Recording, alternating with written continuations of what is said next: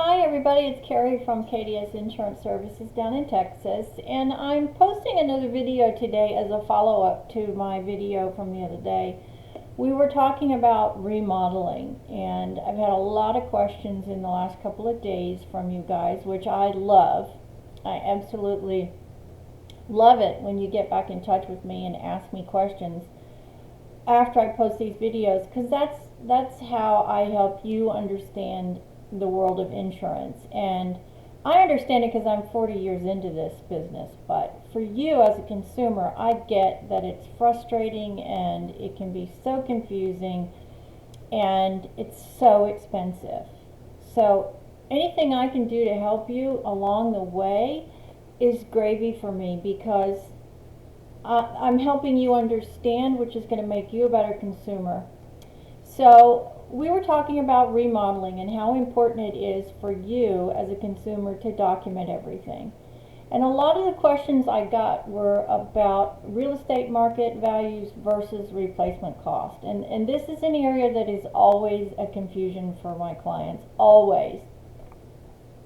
Insurance companies want to insure your home based upon a replacement cost. Okay, that's a replacement cost per square footage. So you take your house and you divide it by the number of, you take the value of your house and you divide it by your square footage.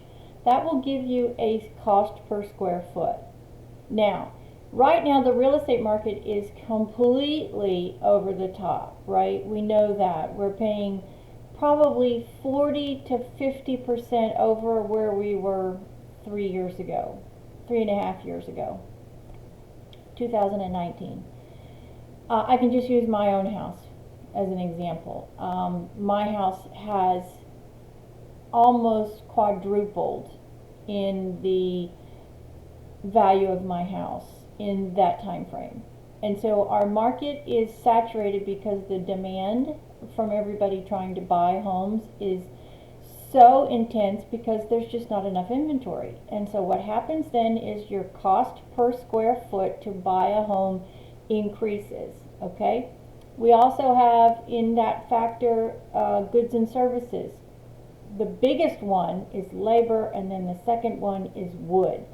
Those two factors have absolutely gone through the roof. So if your house burns down, we've got to be able as an agent to come up with the right number for your insurance company to then rebuild your home. Okay, that is a replacement cost calculation. And that's based upon what the insurance company needs to insure your home for, to rebuild your home if it burned down tomorrow. And that's the calculation that you need to work with your agent on, because if your house is not insured enough, then you're not going to be able to get your house rebuilt in the event of an emergency.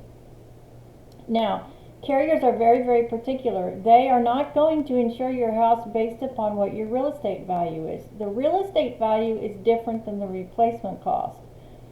Just because you pay $550,000 for a home because it's in an elevated real estate market does not mean that's what you should be insuring your home for your insurance policy. And this is where the confusion is. You may have to pay $550,000 to buy the home, but the house may only cost $400,000 to rebuild it. So there's a $150,000 difference there, and that is elevated real estate market values. Okay, you as a consumer need to work with your agent who will know what the requirements are from your insurance, homeowner's insurance company, where that number needs to sit. How much insurance do you need to put on your home so you can make sure that we can rebuild your home, not resell your home, but rebuild your home in the event of a major catastrophe if your house burns down.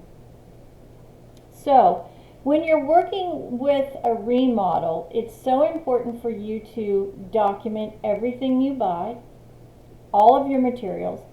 Then you need to document your labor costs, and you need to split those two things out, okay? Materials and labor costs, and you need to split them out. Then you need to be taking before, during, and after photos so you can document during your remodel what was done. Okay, so why, Carrie, do you need that? Well, you need that to protect yourself, because you don't want your insurance company to come back to you if you have a claim and say that this particular thing was not done correctly, your contractor didn't do it correctly, and so they created this problem, and so therefore we're not going to cover we're not going to cover this. That's the last thing that you want to happen. So it's really important that you get everything documented. Photos before you make the remodel, during the remodel, and after the remodel. You also need to get yourself an estimated replacement cost, not real estate value, replacement cost, before you start your remodel and then after your remodel, because most remodels today are thousands of dollars. When you're talking about doing bathrooms and kitchens, that number can go even higher. You're talking about tens of thousands of dollars. Okay, so let's say you do a kitchen and 2 bathrooms. So you're changing three things in your home.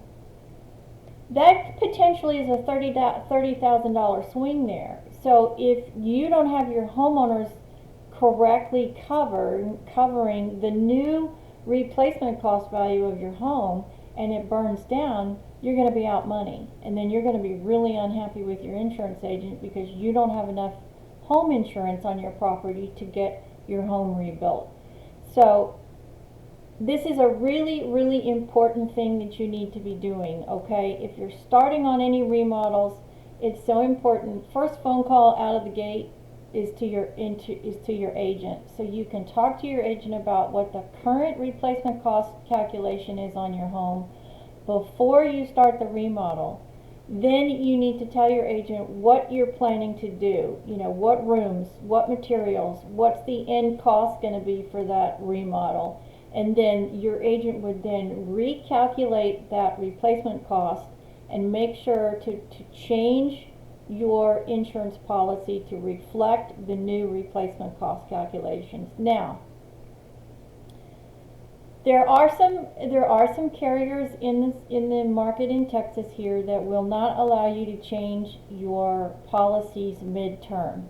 And what I mean by that is, if you go ahead and you do this remodel and we've got to take your home from $300,000 to $375,000, and we go back to that carrier and say we need to make these changes, there are some carriers that will only allow you to do that at your renewal. So just food for thought. You need to be asking your agent that question: can I make these changes midterm, and will my insurance company allow me to make those changes? It's not a very common thing, but there are carriers out there that will not allow you to do that. So just food for thought there. So I hope this clears up this confusion for you. If it doesn't, by all means, reach out to me personally. I'm happy to talk to you about your individual situation. I'm in Texas, so I'm not going to know potentially what the requirements are in Maryland, but I can certainly help you, give you some general information, and at least get you in the right direction so you know where to go to find out the information if you're still needing some help. And I really do mean that. Please let me know. Either leave me a comment on the video, or you can reach me at my office. You can go to my company website, which is www.kds-insurance-services.com, and I'm happy to get back with you on it. And I do very much appreciate you stopping back by today to watch this video. I hope you're having a great week.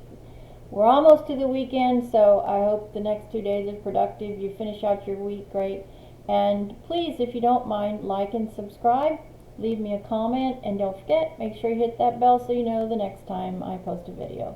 God bless, and guys, I will see you in my next video. Take care.